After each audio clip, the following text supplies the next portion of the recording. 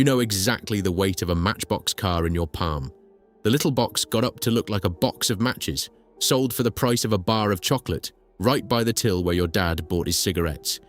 At its height, the company that made it, Lesney, in the East End of London, was turning out 1 million cars a day, the largest die-cast toy maker in the world, shipping to more than 120 countries.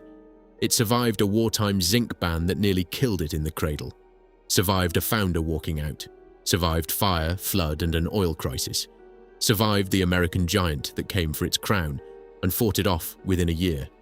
And then, after 35 years, the gates were padlocked and the machines fell silent. How does a firm that made 1 million cars a day and survived all of that simply disappear? Chapter 1. 1 million a day.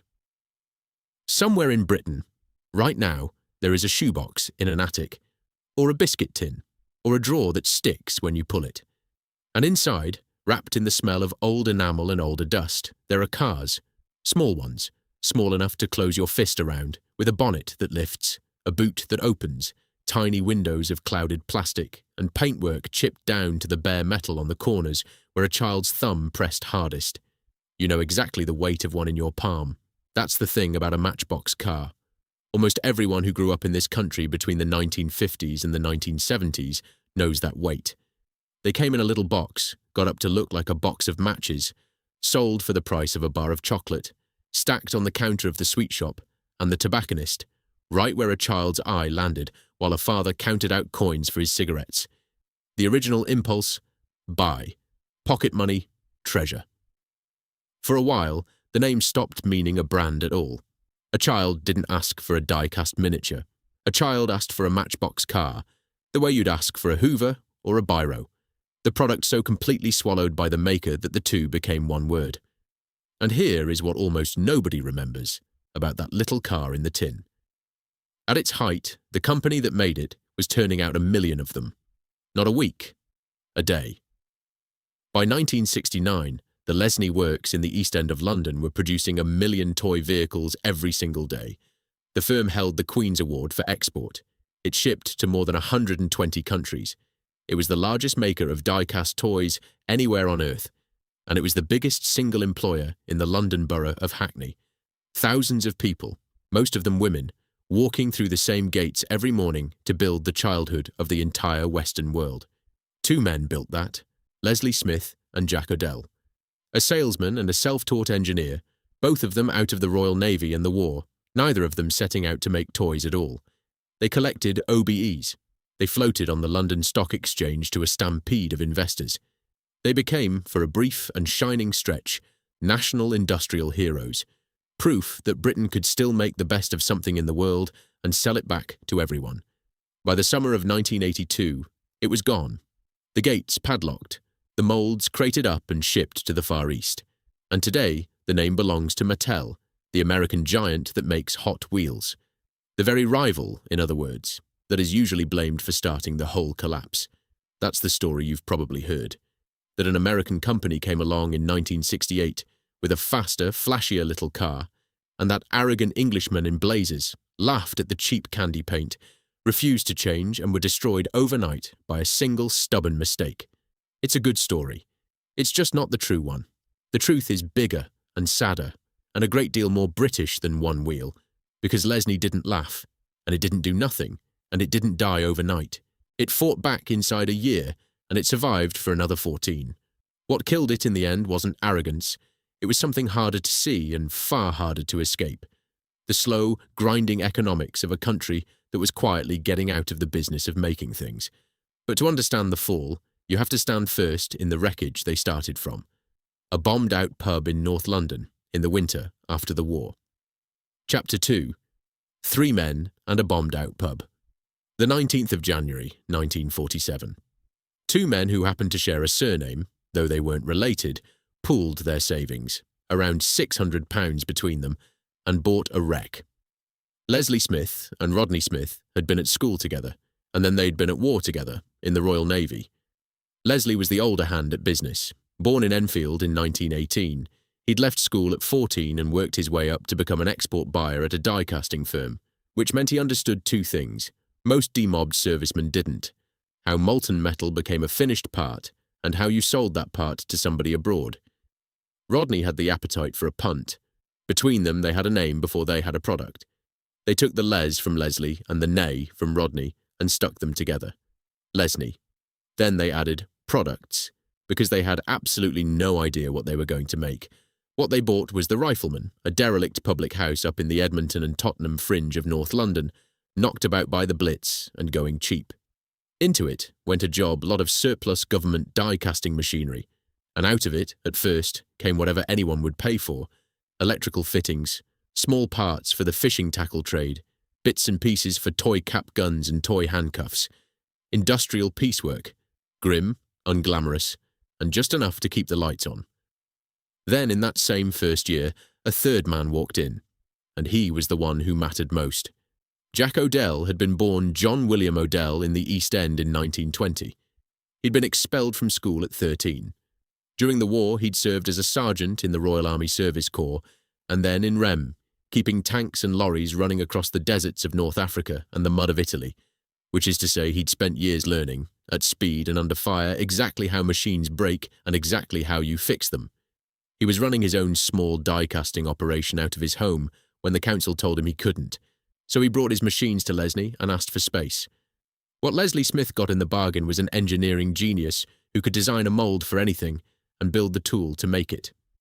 To fill the dead hours between industrial orders, they started making toys. Odell's first was a die-cast road roller, a small, honest, heavy little thing, an improvement on a design already being sold by the market leader, Dinky. And here was the clever part, the part that would define everything. A Dinky toy could only be bought at an authorized retailer. Lesney's roller could be sold in any shop that would take it. A corner shop, a tobacconist, anywhere. Then the young company nearly died before it had properly begun. In 1950, the Korean War prompted a government ban on using zinc for toys. Zinc was needed for the war effort, and zinc was precisely what Lesney's little toys were cast from. It should have finished them. It didn't, only because they'd stockpiled the metal and could pivot back to industrial work until the ban lifted. But it rattled Rodney Smith badly. In 1951, he walked away, convinced there was no future in it. He'd sell his share, emigrate eventually to Australia, and miss the whole thing. The breakthrough came, as these things do, by royal accident. In 1953, the country was gearing up for the coronation of Elizabeth II, and Odell designed a miniature coronation coach, the Golden State coach in the palm of your hand, about 4.5 inches long, complete with tiny horses. It sold more than 1 million. It gave the company, for the first time, real money. And it was around this same moment that the actual Matchbox was born, from a father and a daughter. The tidy version, the one Lesney liked to tell, is that Odell's young daughter Anne was allowed to bring toys to school only if they fit inside a matchbox, so he cast her a brass road roller, small enough to slip inside one. Odell's own, less tidy version was that Anne kept smuggling spiders and creepy crawlies into school in matchboxes, and the tiny toy was a bribe to make her stop. Whichever is true, and the truth of a good family story is always slightly negotiable, the result was the same. A toy scaled to fit a matchbox, sold in a box got up to look like a box of matches. The name and the packaging arrived together, fully formed. The first 4 models came out in 1953, an Aveling Barford road roller, a Muir Hill dumper, a cement mixer, and a Massey Harris tractor. Working vehicles, all of them. The muck and machinery of post-war Britain, shrunk to pocket size. Early on, they were sold through a distributor, the toy wholesaler Moco, J. Conestam Limited, run by the Conestam family, and for years the little boxes read, a Moco Lesney product, until Lesney bought out the rights and struck out on its own. 3 ex-servicemen, a bombed pub, a pile of surplus machinery and no plan at all. Matchbox wasn't the grand vision of an entrepreneur. It was a side hustle to fill the quiet afternoons, and it was about to conquer the world. Chapter 3. The Toy Car for Everyone. What Lesney understood, what Odell understood in his bones, was that a toy car did not have to be a luxury. Dinky, the market leader, had built its reputation on being just slightly out of reach. Its cars were dearer, sold through approved dealers, the sort of thing a child received at Christmas or on a birthday and not otherwise. Lesney turned that on its head. When the Matchbox 1 to 75 range launched, a model cost around 1 shilling and sixpence, roughly a third of a Dinky's price. It was, as one account put it, cheap enough that even the poorest urchin in the street could afford one. Not for Christmas, for a Tuesday. That single decision was quietly radical. It democratized the toy car. It put a proper, weighty, beautifully detailed die-cast miniature into the pocket of a working-class child who would never have been given a Dinky. And it did it by the simplest means imaginable. Make it small, make it good, make it cheap, and sell it absolutely everywhere. The range grew fast. In 1956, the first proper cars arrived, a Vauxhall Cresta, an MGTD, and by 1959, there were 75 numbered models. The range crowned by number 75, a Ford Thunderbird. Something new came out roughly every fortnight, and that turned buying into collecting. A child didn't want a Matchbox car. A child wanted the next one, and the one after that, kept them in a vinyl carry case, pored over the annual catalogue, knew the numbers by heart the way other children knew football teams. The same year the range filled out, Odell launched a second line for a different customer entirely. Models of yesteryear, introduced in 1956, were dearer, around 2 shillings and sixpence, and aimed squarely at adults. Veteran cars, steam engines, historic machines rendered in loving detail. This was Odell's own passion made manufacturable, a man who genuinely loved old engineering building miniatures of the machines he admired, like the Fowler Showman's engine that followed in 1957. It also did something shrewd. It told the world that Matchbox wasn't just a children's brand. It was a serious maker of serious miniatures. By the turn of the 60s, the growth had become almost frightening. In September 1960, Lesney floated on the London Stock Exchange, and the share offer was wildly oversubscribed. The public couldn't get enough of it. Within 4 years, the company's value had multiplied 5 times over. It became the 4th largest toy maker in Europe. It was turning out 1 million vehicles a week, and climbing. Then came America, the market that made and later unmade them. The man who cracked it was an importer named Fred Bronner. Bronner took Matchbox into the United States and built the American business almost single-handedly, so successfully that Lesney bought out his operation in 1964 and made him head of its US division. By the start of the decade, something like 70 million Matchbox vehicles had already crossed the Atlantic. The range shifted to suit. Alongside the British lorries and saloons came big American cars, European sports cars, the models an American child would recognize from the driveway next door. To take the fight to Dinky and Corgi at the larger end of the market, Lesney rolled out bigger ranges too. King size, major packs, heftier models, more expensive, more detailed. On every front, the little firm from the bombed-out pub was winning. And it was winning on a principle that was almost a kind of class politics, though nobody in the works would have called it that. Dinky had built toy cars for the children of people who could afford them. Lesney built them for everyone else, and then outsold Dinky at its own game. A quality die-cast car in the pocket of every child in Britain, regardless of what their father earned. To make 1 million cars a week, though, and soon far more than that, you needed more than a clever idea and a good tool. You needed hands, thousands of them, and you needed a factory bigger than anything the East End had seen. Chapter 4. Built by Hackney's Women. Walk east from the pub in Edmonton and you can trace the company's growth in bricks and mortar. From Shacklewell Lane by the end of the 1940s, across Hackney Wick and Homerton, the works spread and multiplied, until by 1963 the firm had raised its great landmark, an enormous concrete factory on Lee Conservancy Road, beside Mabley Green, an instant fixture of the local skyline. To the children who lived in its shadow, it was simply where the cars came from. By 1966, 3,600 people worked at the Hackney site. It was the largest employer in the borough, and the output those people achieved is almost hard to credit. As the historian Giles Chapman has recorded, in 1967, Lesney earned its place in the Guinness Book of Records when its annual output reached 100 million models. 100 million toy vehicles in a single year, out of one corner of East London. Step inside and you'd find a self-contained industrial world. More than 150 automatic die-casting machines ran on the site. And here was a detail that set Lesney apart from almost every rival. Those machines were designed and built in-house by the company's own toolmakers to the company's own specifications. Odell's legacy ran right through the plant. The spray shop got through nearly 2,000 gallons of paint a week. Final assembly ran along around 20 lines. And along those lines sat the people who actually built the childhood of the Western world. They were, overwhelmingly, women. This is the part of the story that got lost. The toy that defined the play of a generation of boys was assembled, almost entirely, by the women of East London. The reason was practical and unromantic. The models could not be fully automated. Each one in the 1 to 75 range was designed to a strict average of 13 components, small and fiddly, and fitting those parts together, the tiny wheels, the axles, the windows, the interiors, took nimble, fast, skilled hands doing the same precise movements thousands of times a day. It was demanding work, and the women who did it were very good at it. They arrived at the factory in a way no other workforce in Britain did. Leslie Smith had bought up a fleet of redundant London Transport double-decker buses, repainted them in Matchbox blue and yellow, and put them on the road to ferry his staff to and from work, with a hand, too, on the school run. It made Lesney, in all likelihood, the only toy company in the world running its own private bus service. Imagine the sight of it on a grey Hackney morning, a line of bright blue and yellow double-deckers pulling up outside the terraces, and the women of the East End climbing aboard to go and make 1,000,000 cars.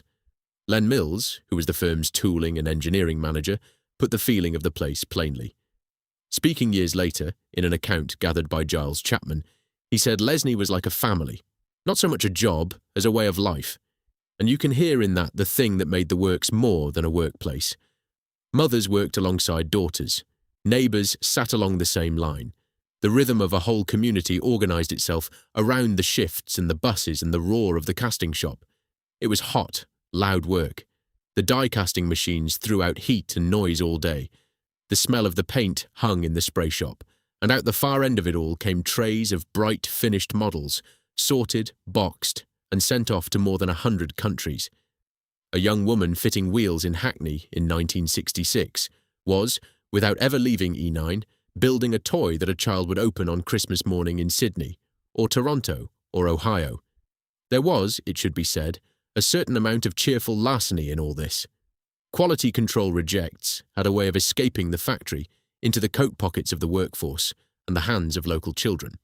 And, by some accounts, so did the odd perfectly good finished car.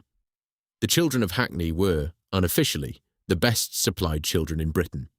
This was the golden age, and at its centre were the people the official history rarely names, the East End women whose hands, 13 tiny components at a time, built the whole thing.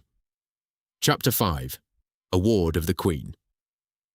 By the mid-1960s, Matchbox had done something no British toymaker had managed before.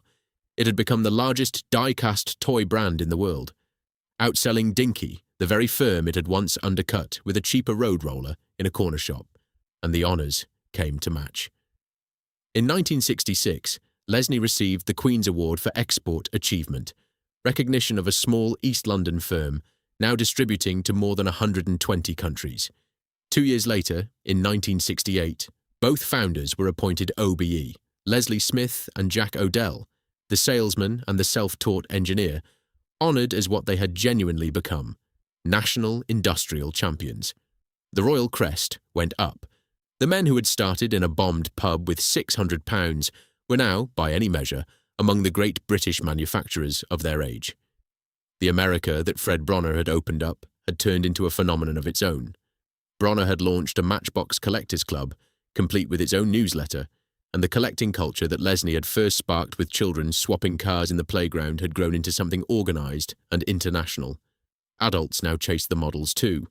A rare variation, a colour that only ran for a few months, a reject that should never have left the factory. These had become things people sought out and paid for. Lesney had not just sold toys. It had created, almost by accident, a global community of enthusiasts who would outlast the company itself. Everything was climbing. Production kept doubling and doubling again. From 1 million a week at the start of the decade, the works pushed on toward the figure that still defines the company at its zenith. By 1969, 1 million cars a day, 1,000 toy vehicles a minute, pouring out of Hackney. Stand at that summit for a moment, because the view from it was extraordinary. A firm born of the rubble of the war, run by two ex-Navy men, employing thousands of local women, holding a royal warrant of export, dominating the entire world in its trade, and making toys faster than any factory on the planet. In the whole history of British manufacturing, there are not many mornings as bright as the mornings Lesney was having at the end of the 1960s. And this is the cruel part. At the precise moment Lesney reached the top, the Queen's Award on the wall, the OBEs pinned on, $1 million a day rolling off the lines, the thing that would undo it was already being built. Not in Hackney, not by any British rival. In a design studio in Southern California, a team of Americans was finishing work on a toy car that would change the rules of the entire game and that neither Leslie Smith nor Jack Odell had seen coming. The people inside those walls could not have known it. They were too busy and too successful and too proud of what they'd built. The blue and yellow buses ran every morning. The casting machines roared. The catalogue got fatter every year. But the shadow was already on its way across the Atlantic. And it had a name that sounded like exactly what it was. Chapter 6. Those are some Hot Wheels. It started, the way these things sometimes do, with a father watching his son play. Elliot Handler was one of the founders of the American toy company Mattel, the firm his wife Ruth had already made famous with the Barbie doll. Watching their son Kenneth push Matchbox cars around the floor, Elliot became fixed on a single idea. The little English cars were beautifully made, but they were slow. Push one, and it trundled a few inches and stopped. Handler decided to build something a child would actually want to race, something faster and cooler than anything coming out of Hackney. He didn't hand it to the usual toy men. He assembled a team from the edges of the aerospace world. He brought in Harry Bentley Bradley, a car designer straight out of General Motors, to make the models look like the hot rods and custom machines that American teenagers dreamed about. And to solve the problem of speed, he brought in an engineer named Jack Ryan, who had worked on missiles for the defense contractor Raytheon. The story goes that when Handler first saw a prototype tear across a hard floor, he blurted out, "Those are some Hot Wheels." The name stuck. Hot Wheels launched in the United States on the 18th of May, 1968. The first cars, 16 models that collectors still call the Sweet 16, hit the shelves that spring, led by a dark blue custom Camaro, and they carried 3 innovations that together made the Matchbox car look, overnight, like something from another era. The first was the paint, Spectraflame, a deep, candy metallic finish that caught the light in a way no ordinary enamel could. The second was the wheels, bright red-striped red lines that looked like nothing else on a toy. But the third was the one that mattered, and it was hidden. Where Matchbox used a relatively thick steel axle, Hot Wheels ran on thin, hardened wire. Piano wire axles turning in low-friction plastic bushings. The result was a car that rolled and kept rolling. Set it on Mattel's bright orange plastic track that looped and jumped and ran down the banister. And it flew. It was, as more than one child realized, scalextric without the electricity. And any child who put a Hot Wheels car and a Matchbox car at the top of the same slope watched the American car leave the English one standing. Mattel had built one more advantage in from the very beginning, and it was the one that would matter most in the long run. It made Hot Wheels cheaply in Hong Kong. While Lesney cast and hand-assembled its cars in high-cost East London, Mattel was manufacturing in the low-cost Far East from day one. The market response was volcanic. One story, often repeated, has a buyer for the Kmart chain ordering 50 million cars on the spot after seeing one shoot across a floor. The exact figures for what happened to Matchbox in America vary from source to source, and they should be treated with care. One account has Matchbox's US sales collapsing from $28 million to $6 million. Another has sales falling by 3/4 in a single year. Another has Mattel selling 16 million cars in its first 12 months. The precise numbers can't all be squared, but they point, every one of them, in the same direction. In the American market that Fred Bronner had spent a decade building, the floor gave way. Here, though, is where the familiar story starts to come apart, because the myth says that the Englishmen laughed, that they sneered at the cheap candy paint, dismissed the flashy Californian toy as a fad, and did nothing while their empire crumbled. They didn't do nothing. The shock was real, and the American collapse was real, and it frightened them badly. But Lesney's response was neither slow nor complacent. Within a year, the men in Hackney would strike back with a low-friction wheel of their own, and in doing so, they would win the battle for the toy and quietly lose the war for the company. That fight back, and the slow tragedy it set in motion, is where the real story of Matchbox's fall begins. Chapter 7. Superfast. Too late, too costly. So they fought back, and this is the fact that dismantles the whole myth of the arrogant Englishman who did nothing. Within a year of Hot Wheels landing, Lesney had its answer on the shelves. It was called Superfast. Launched in 1969 and rolled out across the range through 1970, it was Lesney doing exactly what its rival had done. Thin, polished, low-friction axles, around 0.6 of a millimeter, and free-spinning wheels with a friction-reducing lip and a bit of five-spoke styling to catch the eye. Brighter colours, too, borrowed straight from the Californian playbook. Mattel had never patented the design, so Lesney was perfectly free to copy it, and it did. For a company that cast and built everything itself, that was no small feat of engineering. Every base in the range had to be retooled to take the thinner axle. Plastic inserts, snapped into reworked castings, thousands of moulds altered by the same in-house toolmakers who'd built the machines in the first place. There were 3 all-new Superfast models to lead the charge: a Lamborghini Marzal, a Lotus Europa, a BMC 1800 Pininfarina. The first wheels came out too thin and buckled under a child's hand, and had to be thickened and rerun. But they got there. Inside 12 months, a hand assembly manufacturer in East London had matched the innovation of an aerospace-backed American giant. That is not the work of men who were laughing. As a piece of product engineering, Superfast worked. It stemmed the bleeding.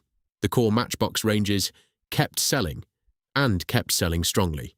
If the story were only about the toy, this would be the moment the British underdog roars back and the credits roll. But it wasn't only about the toy, and the man who saw the danger most clearly was the one who'd built the whole engineering operation in the first place. Jack Odell was appalled, not by the wheels themselves, but by what chasing them would cost. Every pound spent retooling for speed was a pound not spent on the detailed realism that had made Matchbox great in the first place. The opening bonnets, the working suspension, the faithful little lorries a child could believe in. And it didn't stop at Superfast. Once you'd agreed to fight Mattel on Mattel's ground, fantasy speed, wild dragsters, ever brighter colours, you'd committed to a race that never ended and that you were structurally worse at running. The traditional collectors, the people who loved Matchbox for its accuracy, began to drift away from what they now saw as gaudy toys. Lesney was winning a war by becoming more like its enemy, and losing a little of itself with every model that rolled out. Then, in 1973, the ground itself began to move. That was the year the Essex plant that made models of yesteryear, Odell's beloved line, the Serious Miniatures, one of the firm's most prestigious and profitable, caught fire and was then flooded. Between the two disasters, production of the yesteryear range was halted for as much as 2 years. A brutal blow to one of the few parts of the business Odell still truly loved, at the worst imaginable moment.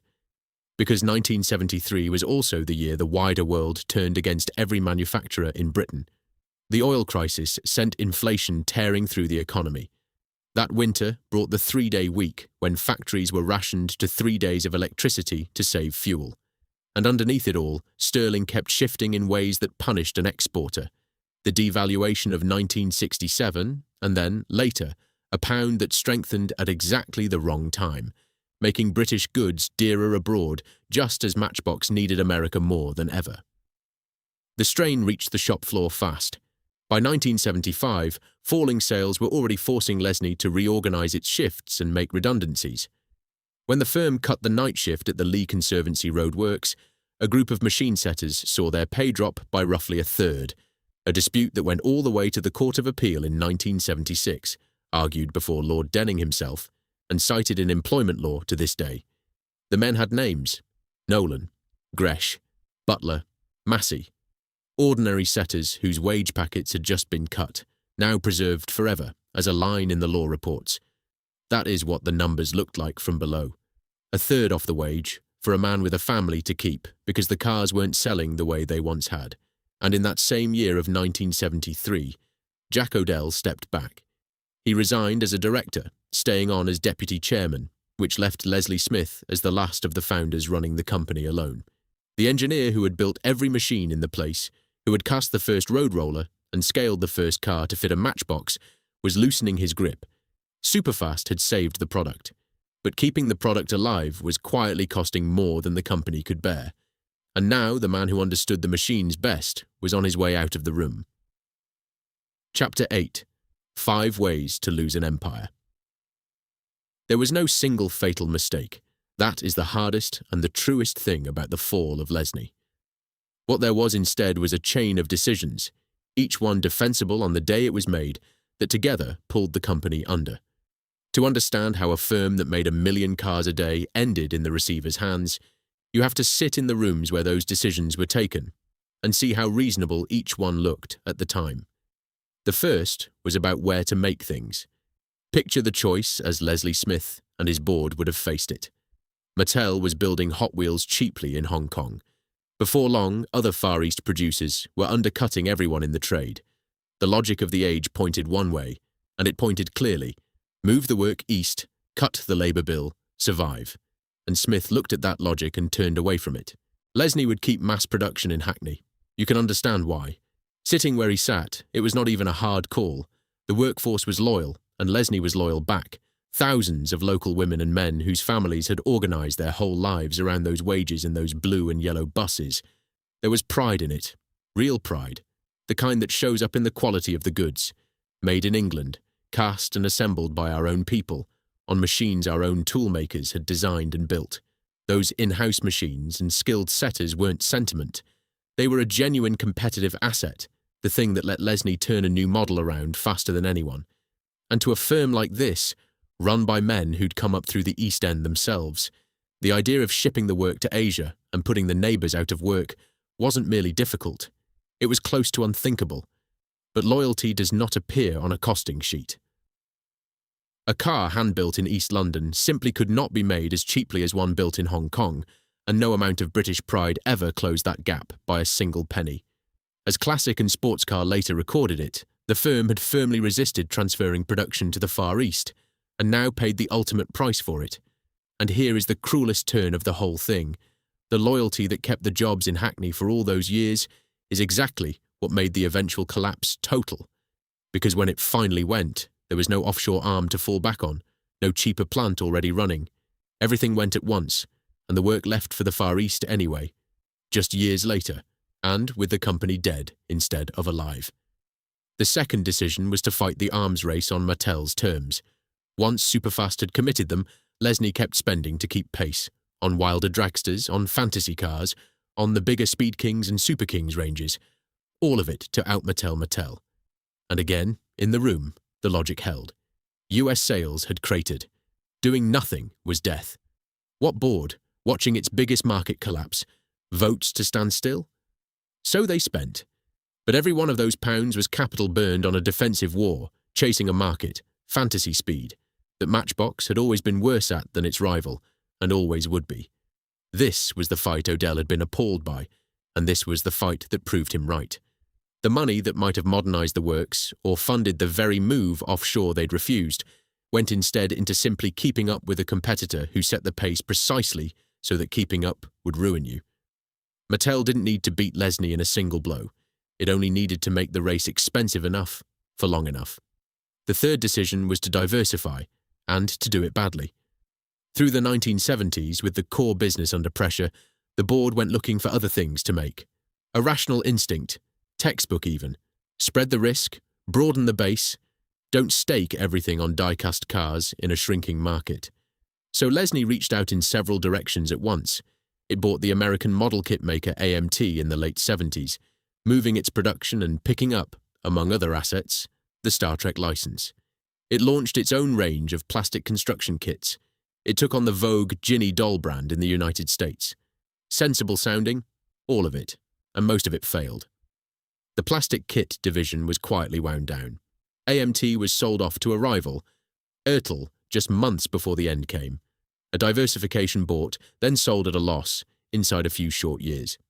Each venture had drawn away management attention and cash at precisely the moment the core business needed both most. A company trying to find its future by becoming something other than the one thing it was best in the world at. The fourth decision was really the sum of all the boom year choices before it, the sheer, crushing weight of the operation itself. Leslie Smith had been the organisational genius who built the multi-factory East London empire, and in the good years that empire had been necessary, you cannot make 1 million cars a day out of a shed. The group workforce peaked somewhere north of 9,000 people across a sprawling estate of factories, but a vast plant and a huge hand assembly workforce is a magnificent thing when demand is climbing, and a millstone the moment it falls. And it was falling. The fixed costs that volume had once justified now simply had to be paid. The rent, the rates, the wages, the machines, whether the cars sold or not. In 1980 alone, according to Grace's guide, the group lost £17.6 million, suffered a steep drop in sales, and cut its workforce from 9,213 to 5,470. Nearly 4,000 jobs in a single year, gone before the end even arrived. And the fifth force was the one they could do least about, the British economy itself. Sterling, the oil shock inflation, the savage recession of the early 1980s that was, at that very moment, tearing the guts out of British manufacturing wholesale. By early 1982, Lesney had posted an operating loss of around $15 million, and the creditors were closing in. And it was here, at the very end, that the oldest founder came back. Jack Odell, retired, out of it, the engineer who wanted his obituary to remember him for engineering and nothing grander, returned. In 1980 or 81, reportedly at the bank's own urging, he took up the post of joint vice-chairman to try to save the company he had built with his hands. He knew those machines better than any man alive. It made no difference. The forces bearing down on Lesney by then had nothing to do with tooling, and everything to do with a country getting out of the business of making things. Here is the proof that this was never one firm's single blunder. In the very same window, Britain's other great toymakers died too. Dinky, part of Meccano, gone. Corgi, part of Metoy, gone. The same forces, the same decade, the same graveyard. When three of a nation's proudest names in a single trade all fall together within a few years of one another, you are not looking at three separate acts of arrogance. You are looking at an industry being killed by the country around it. Chapter 9. The Receivers. By the end of the 1970s, the trouble at Lesney had less and less to do with the toys, and more to do with the country. This is the detail that ought to sit at the centre of the whole story, and usually doesn't. The core Matchbox ranges were still selling strongly in fact. As the record plainly states, the crisis owed more to the economic climate in the United Kingdom at the time than to any failure of the brand. The children still wanted the cars. The company simply could no longer afford to go on making them where it made them. The numbers tell the last chapter almost on their own. The £17.6 million loss of 1980. The workforce halved inside 12 months. And then, by the early weeks of 1982, an operating loss of around $15 million, and creditors who would wait no longer for their money. In the summer of 1982, the receivers came. They arrived at the Hackney works to take charge of a company that had, within living memory, made 1 million cars in a day. Their names were R.D. Agutta and G.T.E. Reed. They took what was left and reformed it into a new entity, Matchbox Toys Limited, a change of name on a legal document. It is one of the quiet indignities of an industrial death that it comes down, in the end, to 2 insolvency men and a fresh sheet of letterhead. The company that had built the childhood of the Western world, reduced to a matter of professional administration. Around 1,100 workers lost their jobs. Sit with what that number meant on the ground, because the figure alone doesn't carry it. 1,100 people, most of them from the streets around the factory, many of them the women who had sat along those assembly lines for years, fitting 13 tiny components at a time, hour after hour, a car every few seconds. Some had been there the best part of their working lives. There were mothers and daughters on the same lines, neighbours side by side, the whole social web that Len Mills had meant when he called Lesney a family and not a job. That web was now being wound up by strangers holding a mandate from the bank, and the blue and yellow buses would not be needed. Think of that detail because it says everything. The fleet of double-deckers that Leslie Smith had bought and painted in the company's own colours, that had pulled up outside the terraced houses every morning for a generation, that had carried the women of Hackney to work and helped with the school run along the way. There was no longer any work to carry them to. The most human piece of the whole enterprise, the thing no rival on earth had ever thought to provide, simply stopped running. The interest in buying the wreckage came quickly. Fisher-Price was named. So, with a terrible circularity, was Mattel itself. But in the end, in September 1982, control passed to a Hong Kong toymaker, the Universal Group run by a businessman named David Ye, which renamed the business Matchbox International Limited, with Ye installed as chairman. Universal Toys of Hong Kong. The very corner of the world whose cheap production had helped set the entire decline in motion now owned Matchbox outright. And then came the last act, the one the workers had feared from the very beginning. UK production of the Matchbox range ceased that September, and the tooling followed. The moulds, the dies, the in-house built machinery, the physical means of making a Matchbox car, every part of it that Odell and his toolmakers had designed and cut and assembled over 30 years, was crated up and shipped out of the country. To Macau first, later on to mainland China. The tools that had made a British childhood were nailed into wooden crates and sent to Asia, which is precisely, exactly, what all that loyalty to Hackney had been meant to prevent. The offshoring the board had refused to do while the company lived was done to its corpse within months of its death. The loss was large enough to reach Parliament. In a debate in the House of Commons the following January, the local member raised the disappearance of these Hackney jobs directly. The death of a community registered, however briefly, however inadequately, in the permanent record of the nation. Stand in Hackney in the autumn of 1982, and you could have watched the whole thing end. The assembly lines, silent. The casting shop, which had roared without a pause for 20 years, gone cold and still. The last of the blue and yellow buses making its final run through streets that would never see it again. And somewhere down on a dock, crates of tooling stacked and waiting, bound for Macau, the beating mechanical heart of the place, packed up and sailing away from the very streets that had built themselves around it. The die-cast toy had been invented in Britain, perfected in Britain, sold to the whole world from Britain, out of a bombed pub and a concrete works in the East End. And now, in the space of a few short months, the making of it left Britain for good. Chapter 10. Odell's last word. The founders scattered, each to a different ending.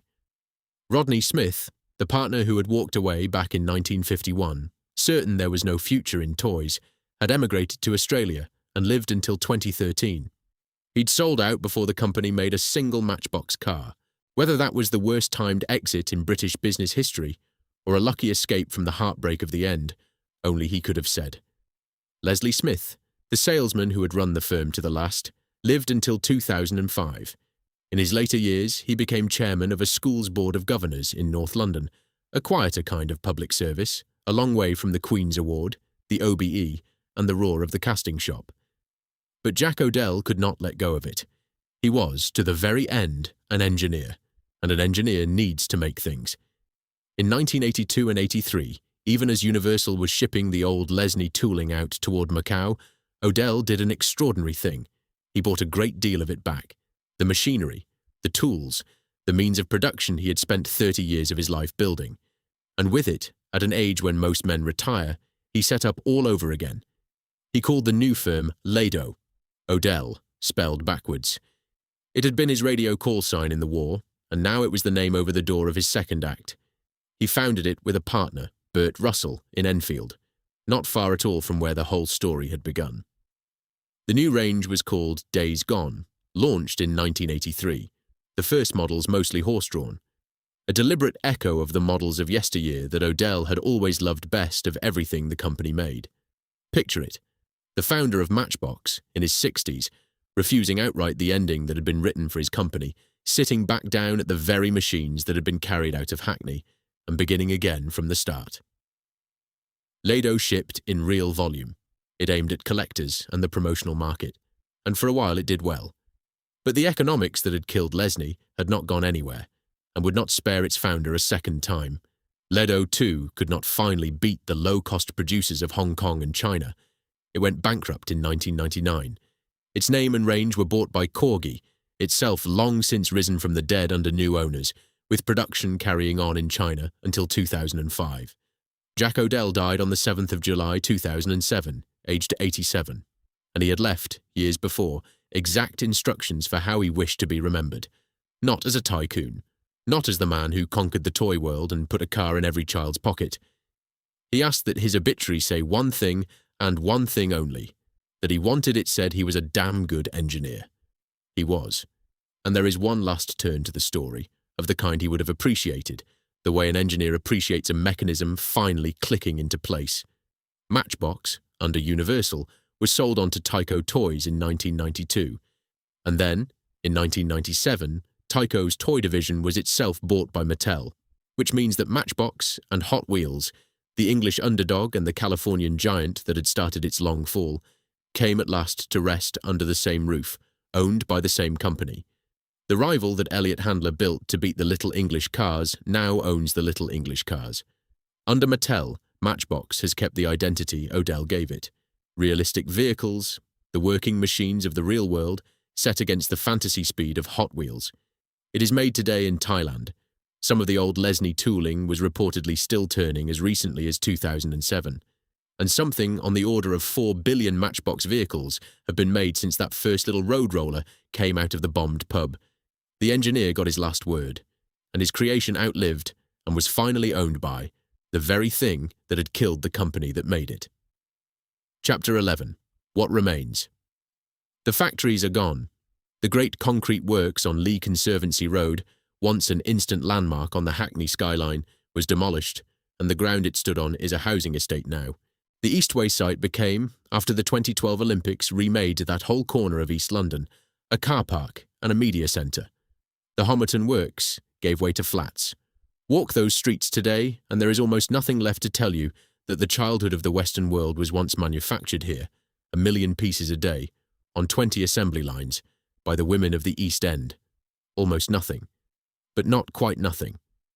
At the Hackney Museum, a project called Matchbox Memories gathered up the oral histories of the people who had worked the lines so that the women who built the cars would not vanish from the record entirely along with the buildings that once held them.